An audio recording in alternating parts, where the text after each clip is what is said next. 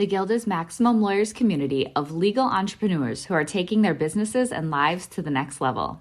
As a Guild member, you'll build relationships, be held accountable, and learn strategies specifically designed to get you unstuck and accelerate your plan for growth.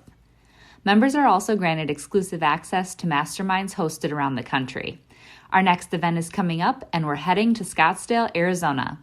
There's something truly magical about the power of these in-person connections where real-time breakthroughs happen. Picture this. You're surrounded by like-minded law firm owners tackling your business and mindset challenges together. The energy is electric, the insights are transformative, and the results are game-changing. Investing in yourself is the best decision you'll ever make. The knowledge, strategies, and breakthroughs you'll gain are priceless assets that will supercharge your practice and propel you forward. Join the Guild and secure your ticket to Scottsdale at the best possible price by visiting maxlawevents.com. Run your law firm the right way. This is the Maximum Lawyer Podcast. Your hosts, Jim Hacking and Tyson Mutrux. Let's partner up and maximize your firm. Welcome to the show. Welcome back to the Maximum Lawyer Podcast. I'm Jim Hacking. And I'm Tyson Mutrux. What's up, Jimmy? Oh, Tyson, the die has been cast. I was out shoveling snow this morning. That's something I haven't done. I only have to do that a couple times a year, but I got up early to clear off the cars because I got a busy day. Wow. So I'm staying home because it's snow day. So I'm working from home today. I was up late last night. I got into trading crypto. So it's been just up last night, messing around with some things. I was having some fun. That's how you spent your birthday? That's how I spent the hours of 11 p.m. to 1 a.m. this morning. That's how I spent it. So it was pretty awesome. But anyways, we have a pretty awesome guest. You want to introduce him? Yeah, so we're really excited today. We have Hamza Khan with us. He's up in Toronto, Canada. We just had a real nice chat right before we got started. And he's a speaker. He has a podcast. He's a coach. He's been featured in all kinds of media outlets. We're really excited to have him on the show. Hamza, welcome. Hey, thank you guys. Thank you so much for having me. Tyson, I hope you made some money from Tesla's recent infusion of Bitcoin into the market. All right, Hamza. So we're really excited to have you on, but I want to hear about your journey. So tell everyone how you got from your beginnings to where you are now. Absolutely. And I'll do my best to provide the Cold Notes version. I could easily just talk you guys' ears off for 2-3 hours recapping my story. But the gist of it is this. I went into the post-secondary system with essentially a broken premise.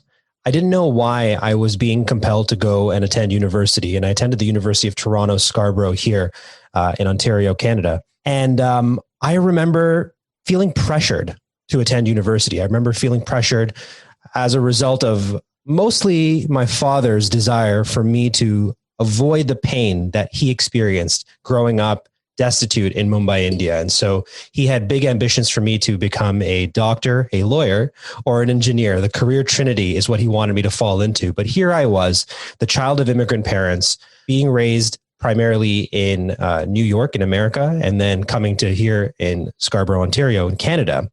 So with my North American perspective, being open to and receiving all of this stimuli from the media, from just music videos, comic books, TV shows, wrestling. I mean, I was just fascinated by the arts and entertainment. So here I am at the precipice of moving into post-secondary. I'm at the tender young age of 17, and I'm supposed to decide what I want to do with the rest of my life. Meanwhile, just a few hours ago, I was playing Halo in the basement and, trading Yu-Gi-Oh cards with my friends. Next thing you know, I sort of have to put in my applications, and I go to my pops and I'm like, hey, I'm thinking about becoming a graphic designer. I'm thinking about becoming an illustrator. There's an art school that opened up recently called OCAD. I'm going to go there. And my pops just looks at me and he laughs. He's like, hey, we didn't come across the Atlantic Ocean with a couple of $100 in our bank account for you to, fuck around, for lack of a better phrase. I apologize to the listeners for that expletive back there. But fast forward a little bit. I started to rebel. I started to push back on my dad. And, there was a whole episode in between where I joined the Canadian Armed Forces as a reservist as my way of rebelling. And that turned out to be one of the best things that ever happened to me in terms of learning about personal accountability. Anyways, I find myself at the University of Toronto. I'm dragging my feet. I'm a terrible student. I'm going from B pluses to C's, and eventually I'm failing out of courses, and I'm so close to dropping out. And what changes for me, guys, is I received the right message at the right time in the form of a really well-designed poster that somebody invested the time, energy, and attention into creating so that it spoke to me at that particular inflection point in my journey. And what it did was it advertised a leadership development workshop where I got the vocabulary to understand what I was going through. I was going through a transition, but also to appreciate the true value of post-secondary education, which is you don't just go to get a degree. You don't just go to get a job. You go there to grow personally, professionally, and academically. It's about holistic growth. It's about entering into the crucible of citizenship so that you exit from it and you enter into society productive, maximized, no pun intended, and able to contribute in a meaningful way.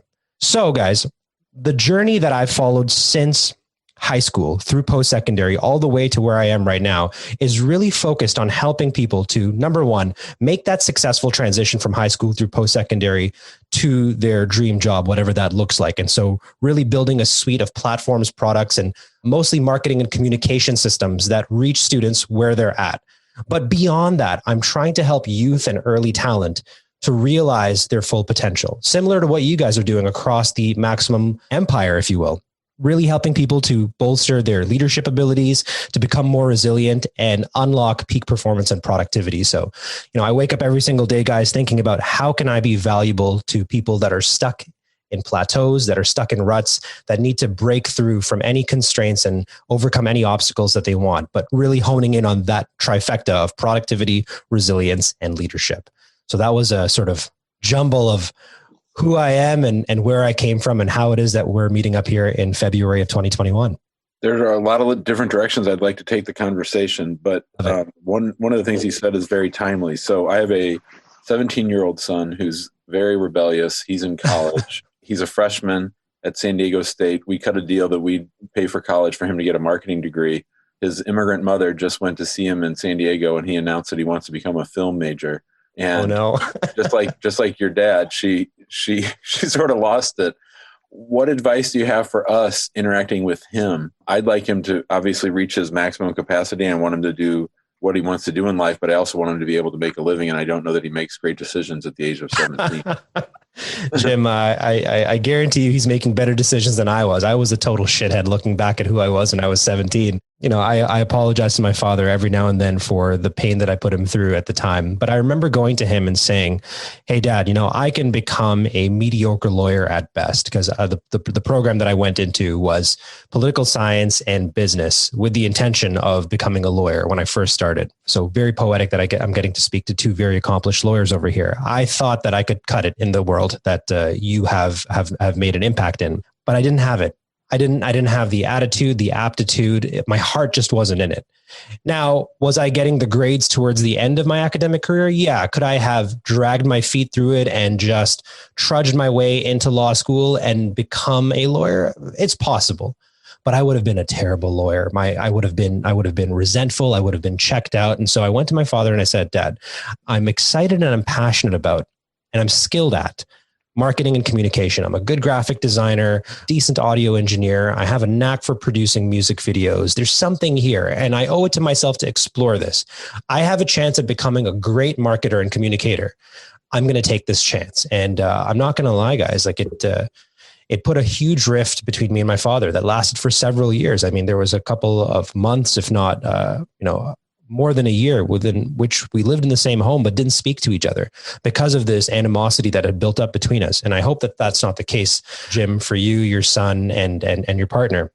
And I don't think it will be, because if anything, we have learned now that your son is going to have the last laugh. If we're thinking about where the world is trending towards by the year 2045, if the singularity happens the way it's being predicted by Ray Kurzweil and co., what jobs are going to be left when everything that can be automated will be automated? It's going to be the jobs that require imagination, creativity, the ability to fashion ideas together in creative ways. And I think that your son pursuing filmmaking as a career will open up all kinds of possibilities, even if filmmaking doesn't work out to the extent that he hopes it will.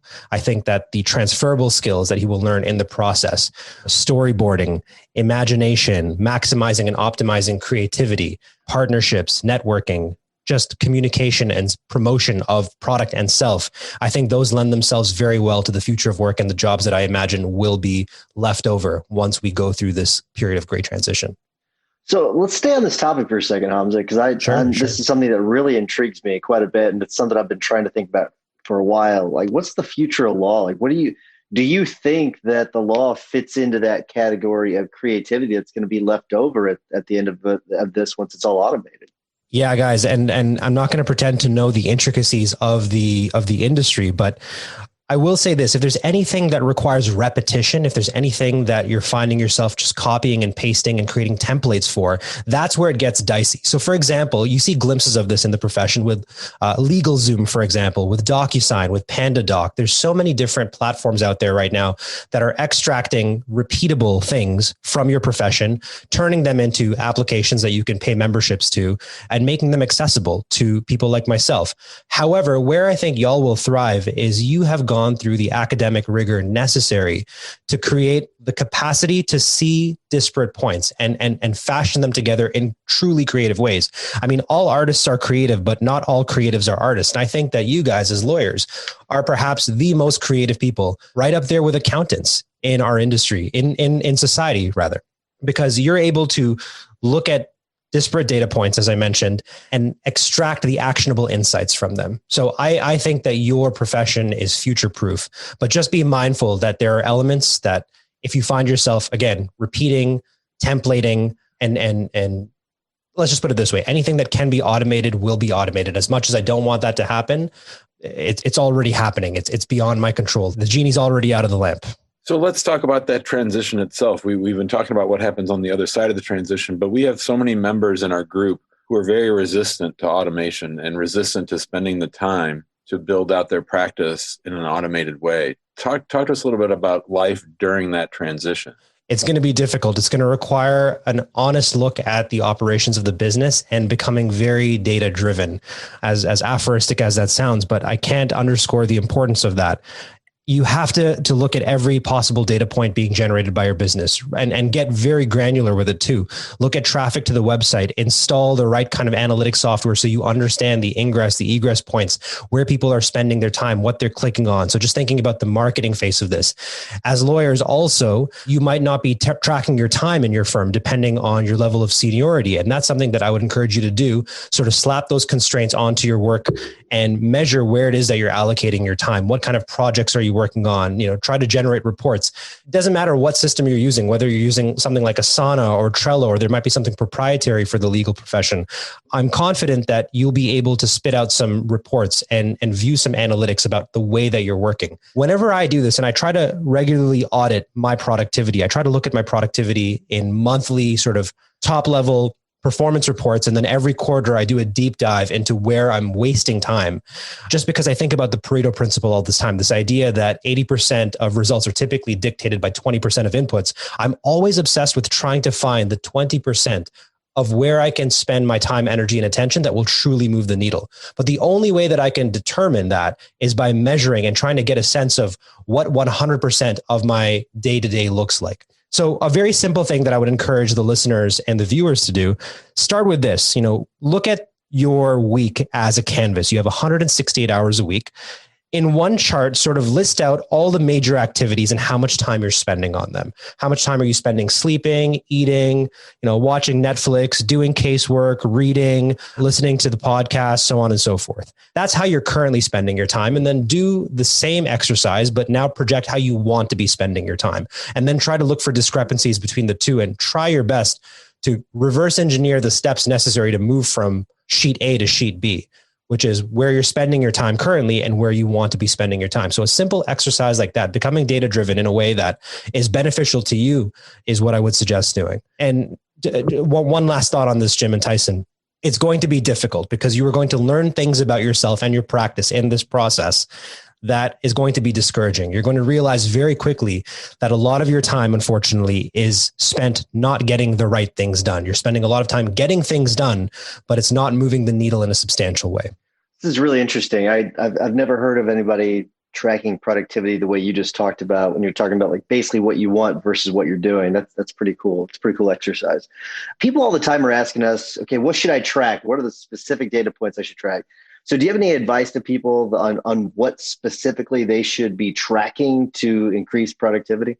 Yeah, I would look and I try to separate your work into two buckets, or let's do four. There's busy work. So this is the work that produces more work or is spent organizing work. So for example, organizing your calendar, responding to emails, transitioning emails into tasks. That's busy work. That is the precursor to work. But think about, again, where it is that you add value, coming back to the Pareto principle. What is the 20% of tasks that only you can do? Stuff that you can't delegate to your team, stuff that you can't diminish, delegate, defer, or delete, stuff that you have to do. So separate your work into two buckets: pre-work, AKA busy work, and the actual work. And to that end, thinking about resilience, there's this idea that all work is stressful. And rightfully so, right? In order to achieve success, you have to incur some stress. And, I think about how stress can lead to burnout, but stress doesn't always have to lead to burnout. We have to look at the dual definition of stress. There's distress, distress, the stress that is disruptive, that throws us out of equilibrium. But then there's eustress, eustress, the good kind of stress that is healthful, that brings you closer to happiness. And in this way, an hour of work spent on something that's distressing will feel like an eternity. Whereas if you were to reframe that same experience, according to the research of Dr. Kelly McGonigal, who wrote The Upside of Stress, great book, by the way. If we could include that in the show notes, I think the readers would really appreciate it. If we reframe an experience as one that produces eustress, that hour seems to shrink and it goes by a lot faster. So again, thinking about the four categories: busy work, productive work, eustress, and de-stress. If you can sort of map out your products, map out your output on a quadrant comprised of those four ideas, that could be really interesting. Running your own practice can be scary, whether you're worried about where the next case will come from, feeling like you're losing control over your growing firm, or frustrated from being out of touch with everyone working under your license. The stress can be overwhelming. We will show you how to turn that fear into a driving force of clarity, focus, stability, and confidence that eliminates the roller coaster of guilt-ridden second-guessing and mistake-making to get you off that hamster wheel for good. Maximum Lawyer in Minimum Time is a step-by-step playbook that shows you how to identify what your firm needs and how to proactively get it at every stage of the game, so you're prepped and excited for the inevitable growth that will follow. Name the lifestyle that you want, and we'll show you how to become a maximum lawyer in minimum time. Find out more by going to maximumlawyer.com/course. So let's talk about your burnout book. What was the process of writing it, and what's the reaction been to it, and what's the main message? Yeah, Jim, to be honest, I didn't even want to write it. Burnout was something that happened to me unexpectedly. I was making progress as a marketing professional, leading teams within the Canadian higher education system. And then suddenly in the year 2014, it flamed out. And I was so caught off guard by it, so confused and debilitated by it, that I had to force myself to reflect on it because I had nothing else to do. I actually became so sick that I was at home for just over a month, festering in a negative cocktail of emotions: anger, doubt, guilt. I mean, I felt like a total fraud, a total failure. I let my team down. I let my friends' family down.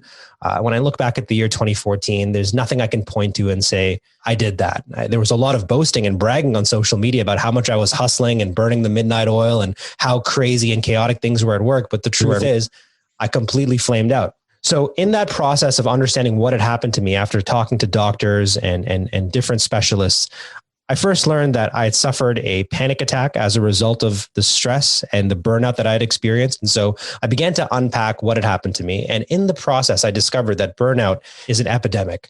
It doesn't just affect me. I'm not alone in this, but it is affecting millions, if not billions of people around the world. And the underlying problem, stress, is the health epidemic of the 21st century, according to the World Health Organization. So I felt compelled to document my experience of going through burnout, explaining what I did to recover from burnout and how I'm currently staving off burnout. And the crux of the book is this: it doesn't have to be chaotic at work. I think that we sometimes go about our work when we're motivated by external factors, the factors of competition, alienation, society, technology, loneliness, the economy. I think we internalize that as performance pressure. As a result, we don't feel like we're progressive enough, efficient enough, perfect enough, satisfied enough, innovative enough. And that leads us into a vicious cycle of overwork, being intense rather than consistent, overcompensating rather than getting the right things done. So at the heart of my book is this idea that we have to, as individuals and as organizations, define what is enough. And I'm not talking about this in sort of like a airy-fairy self-help way. We really have to identify the metrics. And thinking about a podcast I was listening to of yours earlier with Dr. Jason Selk, I believe it was, very much talking about the same idea. Like, imagine where you want to be and then reverse engineer that into the present. Act as if is what he said. And I would add as corollary to that, define what as if is. Where does your firm want to be? Where do you want to be as an individual? Define what is enough for you and operate within those bounds as much as possible. Because when we don't define what's enough, the goalposts continue to extend and we open up and expose ourselves to the forces of volatility, uncertainty, and ambiguity that destabilizes people on a daily basis, unfortunately. I mean, thousands of people have died around the world just in the couple of minutes we've been recording this podcast. It's really, really disturbing when you take the time to reflect on it. Yeah, definitely. It's just, when you put it that way, it really does put things into perspective. And this actually is a good segue into this next question, because we asked the question, if listeners only learn one thing from your interview, what would it be? And your one thing was, during this period of great volatility, uncertainty, complexity, and ambiguity, that it's okay to not be okay. So will you talk a little bit about that? Because I think that's fantastic. Will you talk about it a little bit? 100%, guys. At the time of recording this podcast, I'm not sure what the lockdown situation is for you guys right now in the States. I mean, are you guys currently, in the red? Is it a state of emergency where you guys are living ish? I think Missouri's kind of open. It's not, it's actually, it's a mix. It depends on where you are. Like St. Charles is wide open. St. Louis is closed down. So it's kind of a mix. Mm-hmm. And Jim, what about on your end? How are things looking there with the quarantine lockdown situation? Same. Interesting. So right now here in Ontario, Toronto, we just lifted the state of emergency almost a year later, and we're gradually transitioning into a different framework where we have yellow, orange, green, red, different categories other than the sort of gray that we've been in. And I have to remind myself, like, at the time of us recording this podcast, there's still a global pandemic going on. I would say that there's maybe perhaps in the States, a triple pandemic happening, or in North America, even. When we're talking about the coronavirus, we're also talking about the economic recovery and y'all staring down the barrel of a recession similar to us, but also great racial upheaval, racial injustice that you've seen play out this past summer with the George Floyd protests and the residual effects of that. All of that's to say is I have to remind myself, even before logging on and recording this podcast with you guys, that we're not just recording a podcast. We're not just working from home. In my case, especially, I'm locked in my home, trying to work while coping with the ambient stressors of a global triple pandemic. So it is okay to not be okay. And I think that when we lie to ourselves and we say, hey, things are good and, it could be worse, I feel like that's toxic positivity. I feel like that's obscuring the effects of what we really need to be focusing on to get to the root of how I, as Hamza Khan, and how y'all as Jim and Tyson can move forward and make meaning of this. I think we have to, first of all, stop lying to ourselves. When we gloss over our experiences by saying, things are okay, things are good, I think we're doing ourselves a disservice. So on the one hand, there's that sort of toxic positivity we need to avoid, but then even the toxic productivity that comes from, looking at our individual situations and saying, we got to push through, but we can't push through right now. It's actually impossible, because whether we acknowledge it or not, we're not at our best. We're all experiencing, or at least we experienced collectively back in March of 2020, the amygdala hijack, this idea that all the blood from the prefrontal cortex flushed away and went to the extremities of our body, and we became prepared to fight, fly, or freeze. And so our decision-making, our ability to produce complex, creative thoughts was significantly compromised. And this happened at the individual level, and it certainly happened at the organizational level as well. We collectively, as organizations, as individuals, as families, as countries, as the world, have been going through and riding the 5 or 6 stages of grief, right? Denial, anger, bargaining, depression, and acceptance. And so we're not okay, right? To your point, Tyson, I'm glad you asked the question. We're not okay. And I think it's actually healthy and productive to acknowledge that versus lying to ourselves and pretending like this is just another day in the office. This is just another day on planet Earth. It really isn't. So where's the opportunity there for us as leaders? How can we support our team? I guess the first step, as it so often is to acknowledge it with our team. And then where do we go from there? Wow. I'm glad you asked that question. Okay. So I think it's about moving away from VUCA characteristics. So moving away from volatility, uncertainty, complexity, and ambiguity, and trying to find where, if that is the proverbial hell, where's the proverbial heaven? Right. So the opposite of volatility would be stability. The opposite of uncertainty would be certainty. The opposite of complexity would be simplicity. And the opposite of ambiguity would be clarity. So trying to move our teams to a place where there is stability, certainty, simplicity, and clarity.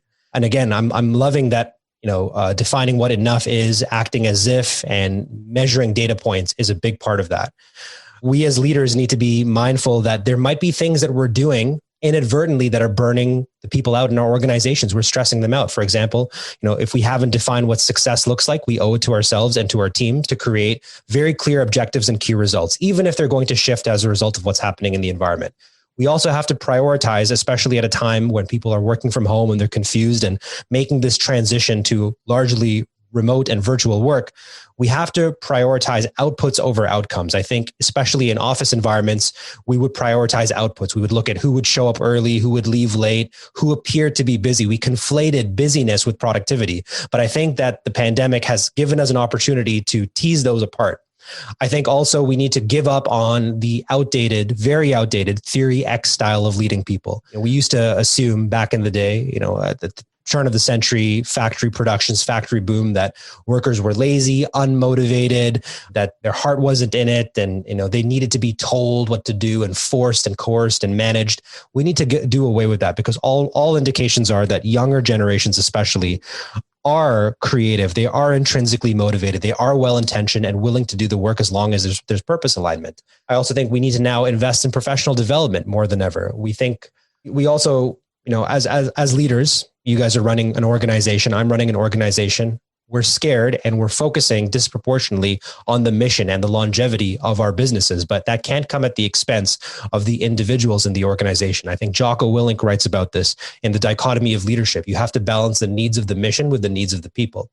And then finally, prioritize creating a safe environment. It's not enough to create a physically safe environment. And in fact, for many of the listeners and viewers right now, that's a non-issue because you are mostly online. But how can you also create a emotionally and mentally safe workplace?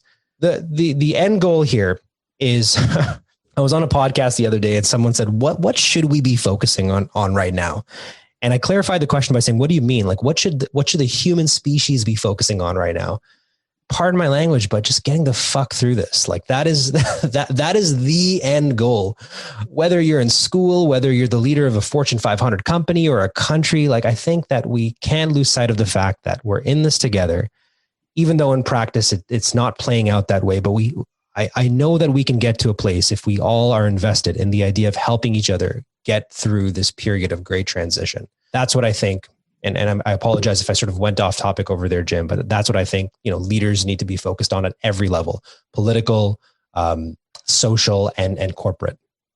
Such a good message. And honestly, Hamza, we could cut that last 5 minutes and just make that the podcast. so many great nuggets in there. We do need to wrap things up. So, sure. Because I could talk to you all freaking day, but likewise, man. I didn't even ask you guys questions, man. I feel really bad. This is a very lopsided convo, but I can't help it. You guys ask great questions, man.